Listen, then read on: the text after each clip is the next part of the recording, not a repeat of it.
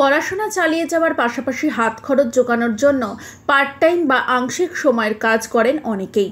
পূর্ণ সময়ের চাকরির সঙ্গে কেউ কেউ এই ধরনের ছোটোখাটো কাজও করে থাকেন। রোজগার বৃদ্ধির জন্যই এটা মূলত করা হয়। সম্প্রতি তেমনই এক যুবকের ভিডিও ভাইরাল হয়েছে সমাজ মাধ্যমে, যিনি টাকার অভাবে ডেলিভারি বয়ের কাজ বেছে নিয়েছেন। তবে চোখে তার অনেক বড় হবার স্বপ্ন, সেই স্বপ্ন আর বাস্তবতার সঙ্গে ভারসাম্য রেখেই জীবনের লড়াই চালিয়ে যাচ্ছেন যুবক। ভাইরাল ভিডিওতে দেখা গিয়েছে যুবক জনপ্রিয় এক খাদ্য সরবরাহকারী সংস্থার কর্মী। তার পরনে ওই সংস্থার পোশাক রয়েছে, অর্থাৎ তিনি কর্তব্যরত অবস্থাতেই রয়েছেন। রাস্তায় তার বাইক থেমেছে যানজটে। সেই সময়টুকুতেই ইউপিএসসির পরীক্ষার প্রস্তুতি নিচ্ছেন।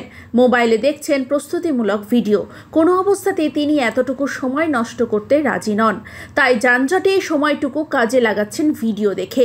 এই ঘটনায় ভিডিও সমাজ মাধ্যমে ছড়িয়ে পড়তেই চর্চার কেন্দ্রে উঠে এসেছে যুবকের জীবন সংগ্রাম, লেখাপড়া চালিয়ে যাওয়ার অদম্য জেদ ধরা পড়েছে সেই ভিডিওর মধ্যে দিয়ে।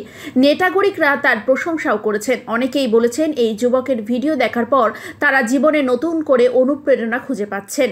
ইউপিএসসি ভারতের অন্যতম কঠিন প্রতিযোগিতামূলক পরীক্ষা। প্রতি বছর বহু ছাত্রছাত্রী ওই পরীক্ষায় বসে। চাকরির সুযোগ আসে গুটি কয়েক মাত্র।